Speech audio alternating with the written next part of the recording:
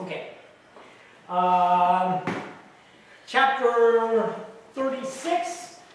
The Lord rescues his people, the southern kingdom, that southern area on your map. South is all Judah. And recently, about 120 years ago, Assyria came down and captured the 10 families in the north, took them away, never to return. Now Assyria is coming down to war against Judah. Where's Mike? Oh, okay. All right. My ears work, my eyes don't work.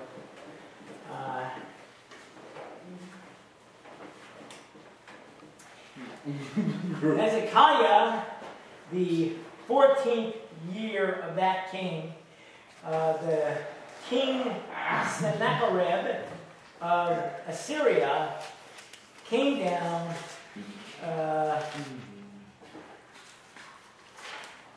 to war against the cities of Judah and to capture them.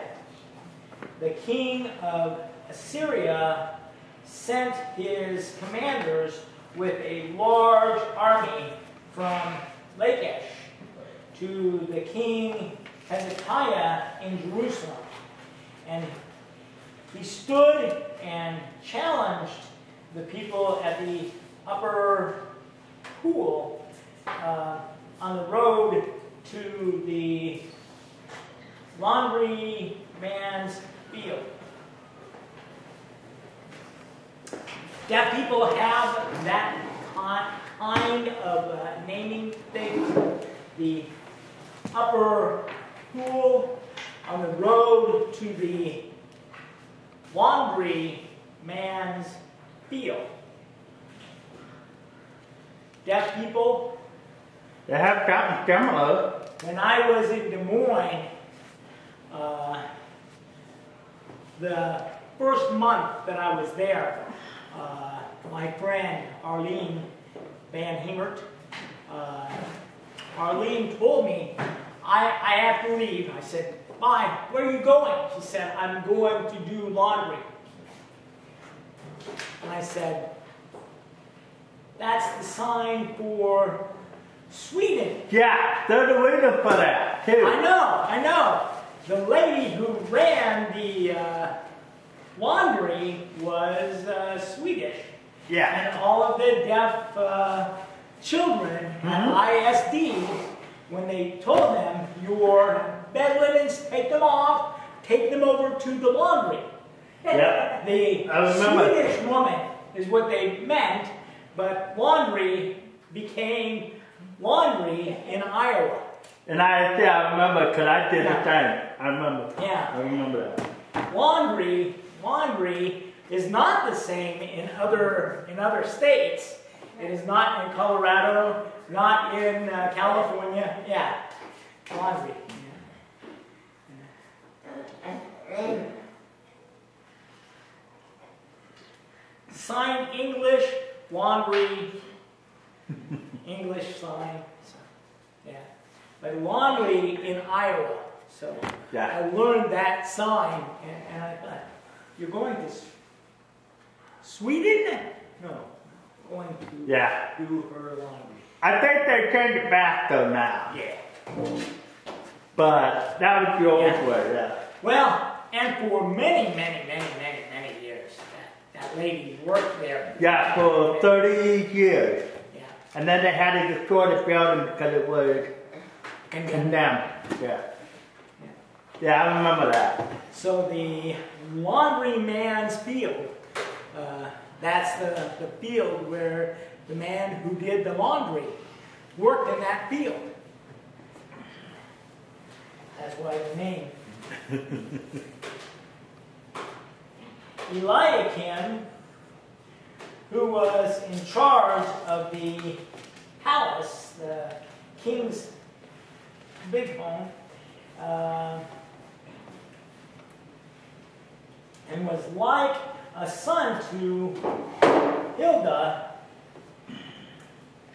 Shemba, the scribe, and Josh, who was the royal history writer and the son of Asaph, went out to the field commander, and he said to them, "Tell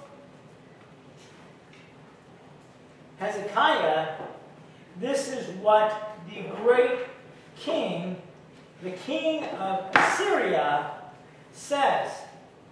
What makes you confident? You have useless advice about getting ready for war. Whom then do you trust for your support, your rebellion against me, the king? When you trust Egypt, you were finished like a broken stick or staff. If you lean on it, it will stab your hand and go through it. This is what the Egyptian Pharaoh is like for everyone who trusts in him. Suppose you tell me, we are trusting in the Lord our God.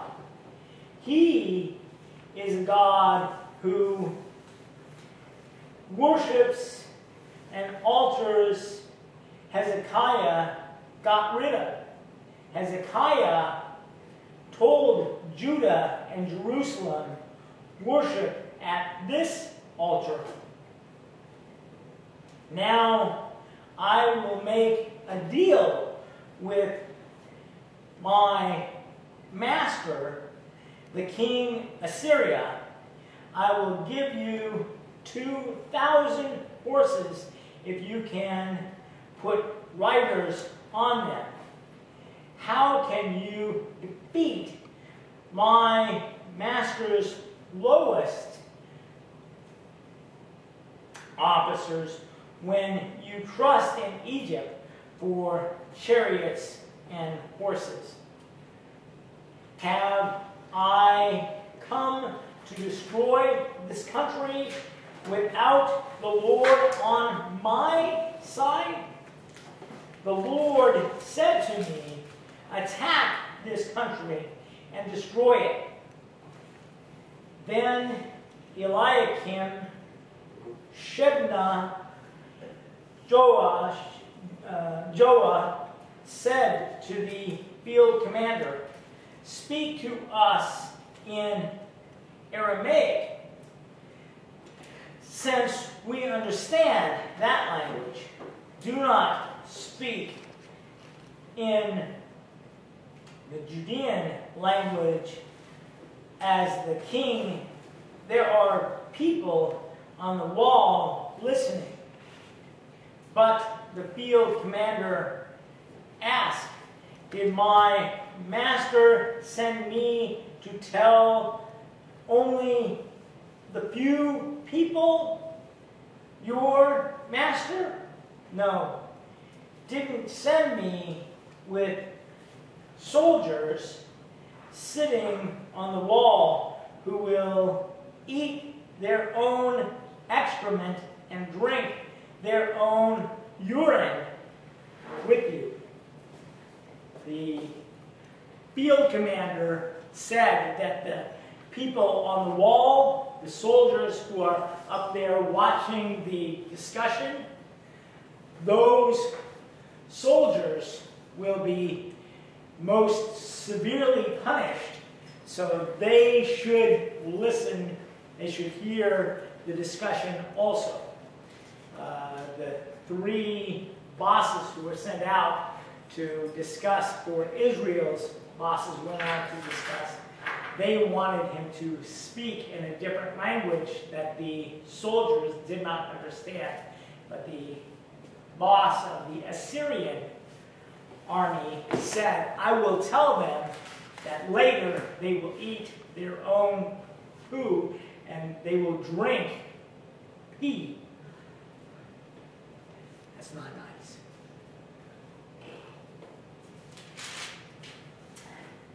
Then the field commander stood and shouted loudly, "Judean people, listen to the great king, the king of Assyria. This is what the king says. Don't let Hezekiah deceive you. He cannot rescue you. Do not let Hezekiah, don't trust him, the Lord, by saying, the Lord will save you. This city will not be under the control of the king of Assyria." The Lord says, no, don't listen to Hezekiah, your king, because what the king of Assyria says, "Make peace with me, come out, give yourselves, give up for me, and everyone will eat from their own grapevines and fig trees and drink from their own deep water. Then I will come and take you away from the country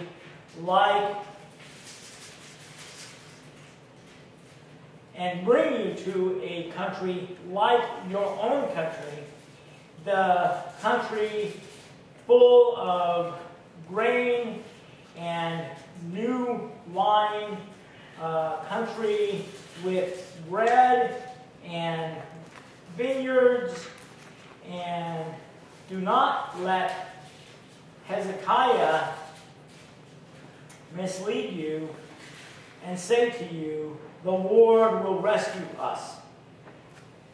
Did any of the gods of the nations rescue the countries from the king of Assyria? Where are the gods of Hamath and of Arpad? Where are the gods of Severim? Did they rescue Samaria from my control? Did the gods of these countries rescue these countries from my control? Could the Lord rescue Jerusalem from my control? I don't think so. They were all silent and did not say anything because the king commanded them not to answer. Then Eliakim, who was in charge of the king's house, the son of Hilkiah, Shebna the scribe, and Josh, who was the royal historian, the son of Asaph, went to Hezekiah with the clothes torn in grief.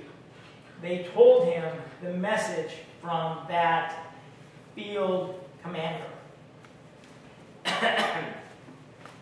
The commander is speaking for the king of Assyria. Assyria, that country, had defeated many of the strong armies around, and all of them now were bowing down to the king in Assyria. But Hezekiah told the Judah not to fear. The Judah equals Jew. the Jews were not to fear, even though Assyria had conquered the 10 families who were north. The one family who was left, Judah, the king told them, don't fear. The king of Assyria will not conquer us. Assyria thought that Judah was going to ask Egypt for help. Assyria thought that they were going to beg Egypt to send chariots with horses to fight against the king. And that is not what happened. The Lord saved the southern kingdom of Judah. Questions? No, I noticed something about the verse 6, and it seems almost what's happening now in Egypt when the leader of Egypt tried to compare himself as the Pharaoh, and the people of Egypt are rebelling against that leader in Egypt. The time of Pharaohs is finished. Egypt knew that. Mm-hmm. Egypt is not the conquering world power that it was before. Egypt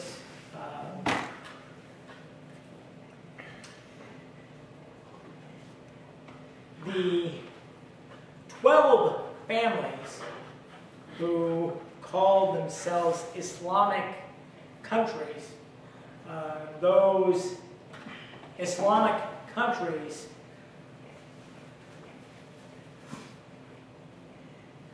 the quote of Islam is me against my brother. So they fight against each other. Then they say, me and my brother against my cousin.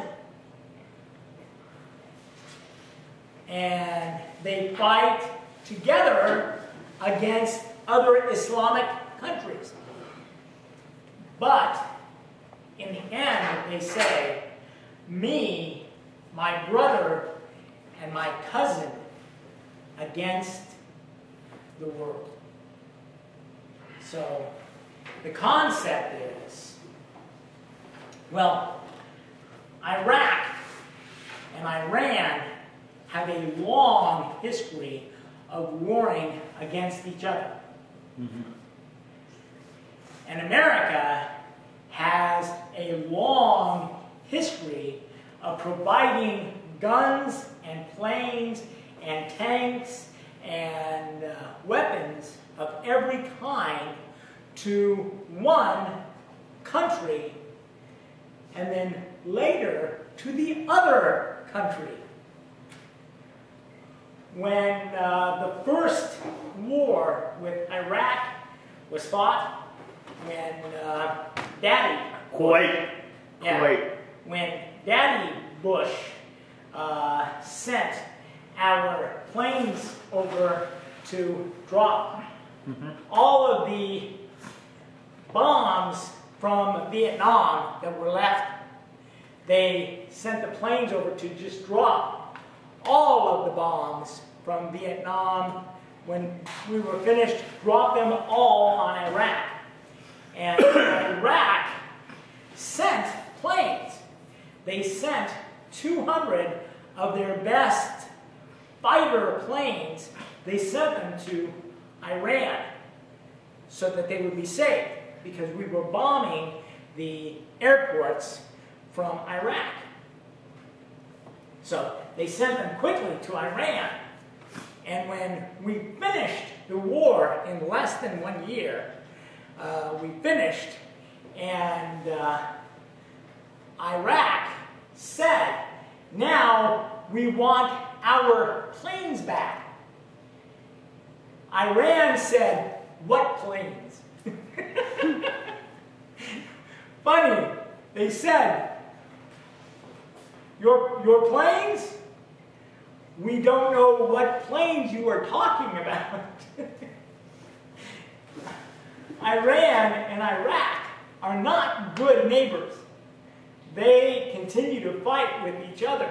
And Iran basically stole 200 of the best planes from Iraq because they thought our Muslim brothers will give us back our planes.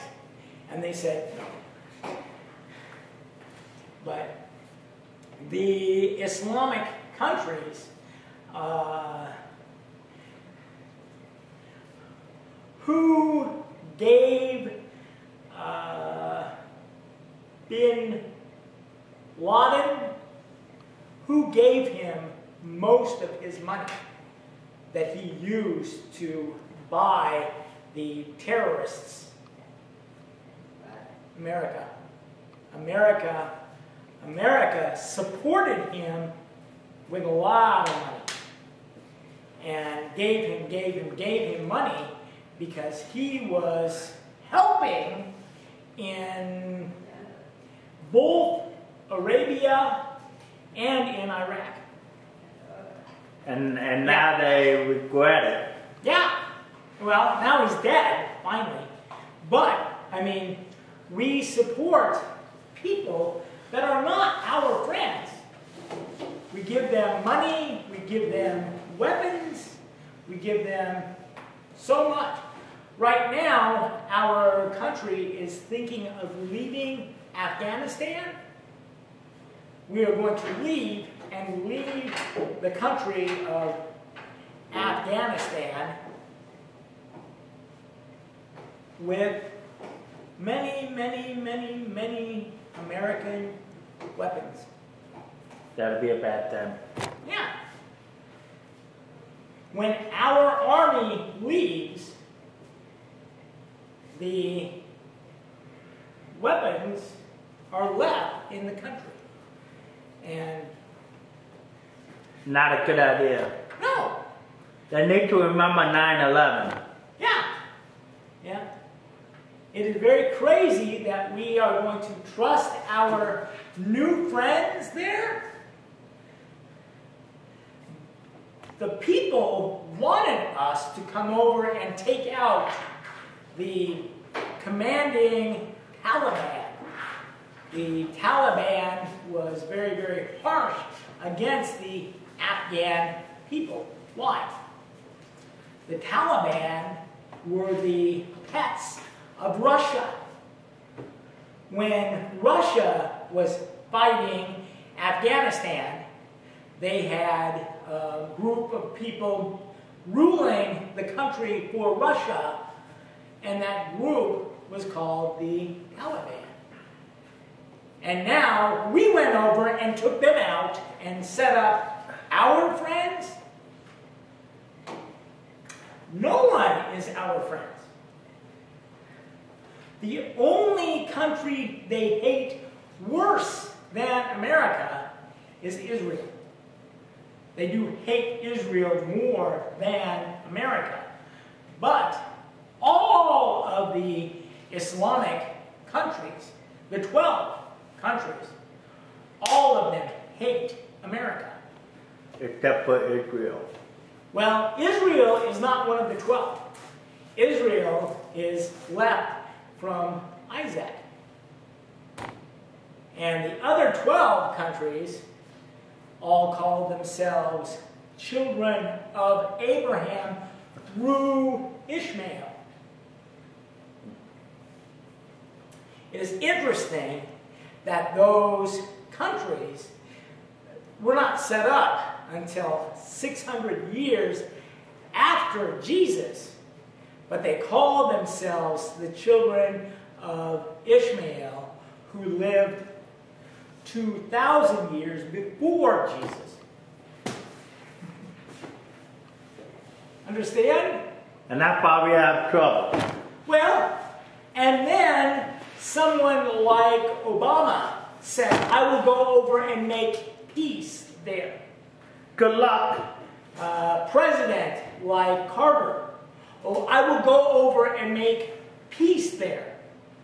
Then what? They have been fighting against and against and against and against each other for 2,600 years.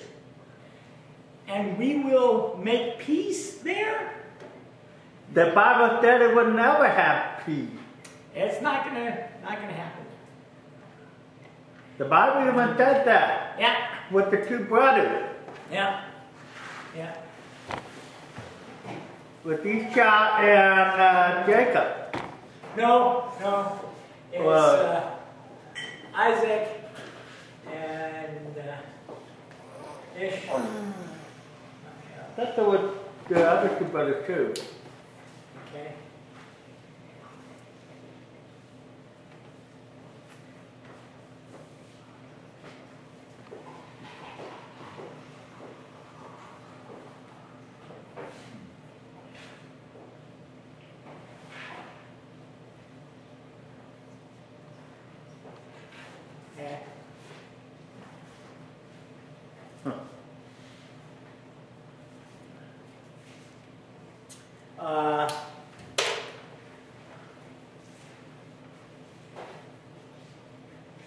When Isaac was 11 years old, Sarah had given birth to the baby Isaac. And when Isaac began to grow, Ishmael was picking on his younger brother.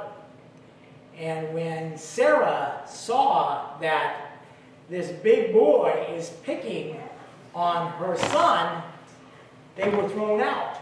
Yeah. And in the desert, they were left to die. And God talked to Hagar and said, you will not die. Continue, go back home to Egypt. Go back home. Your son will become a great nation. He will be 12 nations. And those nations will be like a wild donkey. They will kick against their neighbors all around. Like a donkey, kick all of the other animals. This son, Ishmael, will kick against the neighbors. Wow.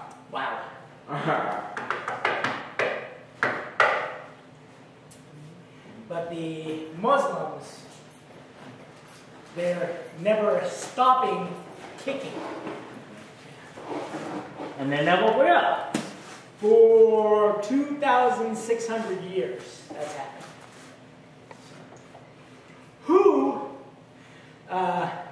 This week, my 5th grade class has a movie. The movie called Joseph and His Technicolored Dream Coat. My movie, it's the story of Joseph, who sold him. His brothers sold Joseph, sold him to become a slave in Egypt. But God was watching over Egypt, was watching over Joseph. And Joseph, the slave, became the leader of all of Potiphar's house. Yeah. But then the wife tempted Joseph and he refused. He refused. And the wife told her husband, Joseph tried to rape me. But the husband did not believe the wife. And he threw Joseph in jail. But in jail, the Egyptian king had dreams that he could not explain. Joseph was good at explaining dreams and was made the 2nd person over all of Egypt. But how how did he get brought to Egypt? Joseph's cousins from Ishmael. Joseph's cousins sold him as a slave to Egypt. And they didn't even know he was a cousin either. They knew.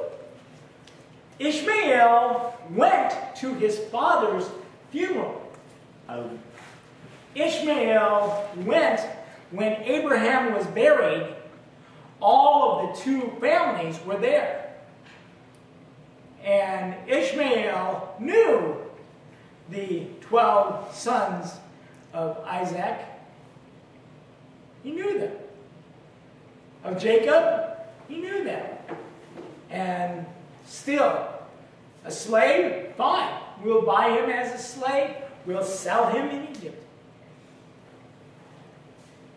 Egypt, many times, Israel tried to trust Egypt. and that's not a good thing. They were slaves in Egypt for 400 years. And now they're going to trust Egypt? No. And Assyria, they're not going to trust them. They already knew if they were taken out of the country, they would not be left in southern Israel. They would be taken out to another country. The 10 families from the north, taken out to a different country, not allowed to come back. Samaria was taken out, but some were left because they agreed to bow down to the king of Assyria. The 10 families of the north did not. Samaria, in the middle, they bowed down and they were left. Some. That is the reason that many of the Jews hated the Samaritans in the time of Jesus. But Samaria was left because they bowed down. Now the king of Assyria is saying, Israel, Jews, bow down and I will be kind to you. And they said, no, we will trust the Lord. And the king of Assyria said, these nations, they have gods. The many, many nations, their gods could not defeat the king of Assyria. So now, don't trust in Egypt, and don't trust in your gods. The Lord cannot save you. And when it says the name Lord, they are meaning Yahweh. They are naming the God of the Jews. And that was save you. That was a mistake. Yep. King Hezekiah heard the message and tore his clothes in grief, covered himself with sackcloth and ashes, and went into the Lord's temple. He sent and brought Eliakim, who was in charge of the palace, and Shebna the scribe, and the leaders of the priests, clothed in sackcloth. They came to the prophet Isaiah, the son of Amoz. They said to Isaiah, this is what Hezekiah says.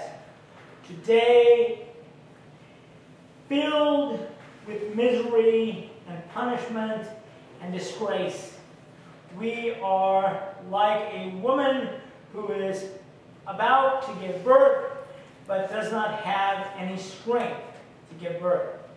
The Lord your God may have heard the words of that commander in the field. His master, the king of Assyria, sent him to defy the living God. The Lord your God may punish him because of his message that the Lord your God heard. Pray for the few people who are left. King Hezekiah, the men went to Isaiah and told him, "Say this to your master. This is what the Lord says. Don't be afraid of the message that you heard from the king of Assyria.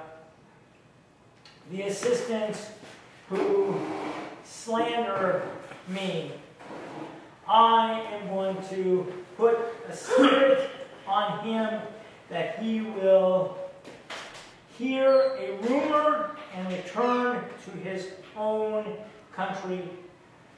I will have him assassinated in his own country." The commander in the field returned and found the king of Assyria fighting against Libnah, and he heard that the king left Lachish. Now Sennacherib heard that the king of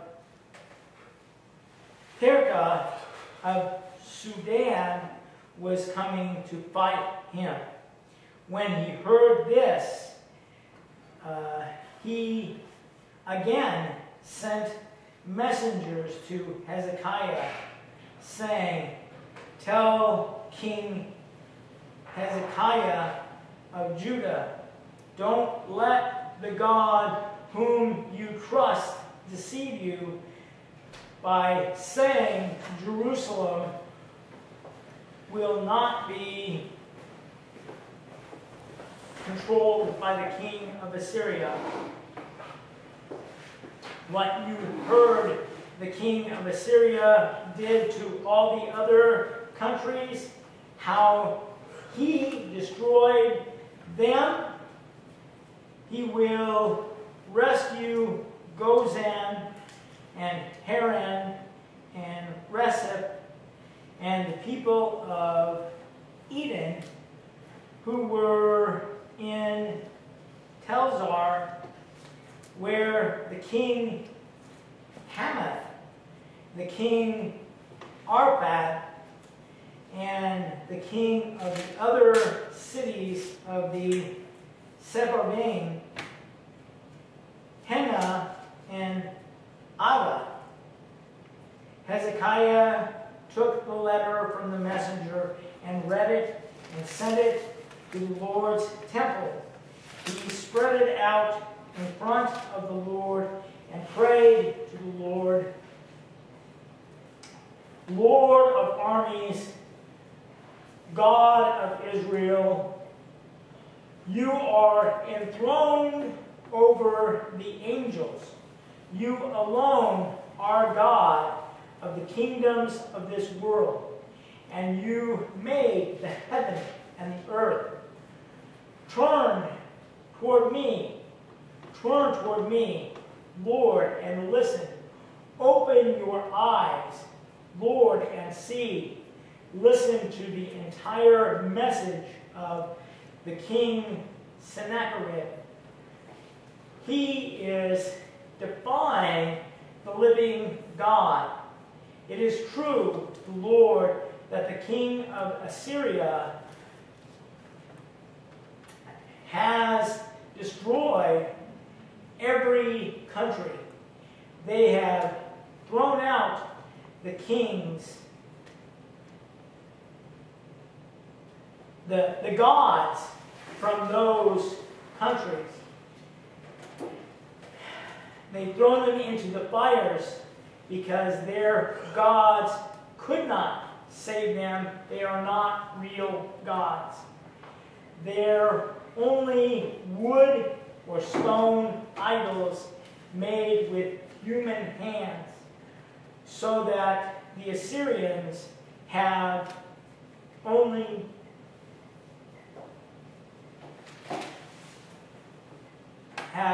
destroyed them. Now, Lord our God, rescue us from Assyria and control this, so that the kingdoms of the earth will know that you alone are God. Right prayer? Is that a good prayer? To roll out the message from Assyria and to tell God, read this. Look, he is against you, the living God. The king of Assyria has destroyed the false idols.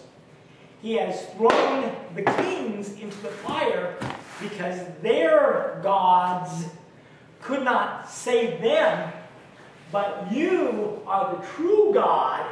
Now show all of the people, show them that you are the true God, and save your people, Israel.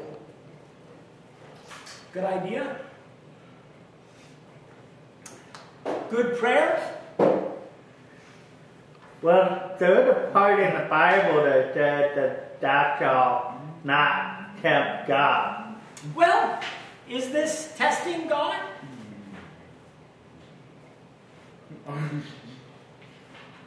That's a hard question. I would have to say yes and no. It can be both, I think. Yeah.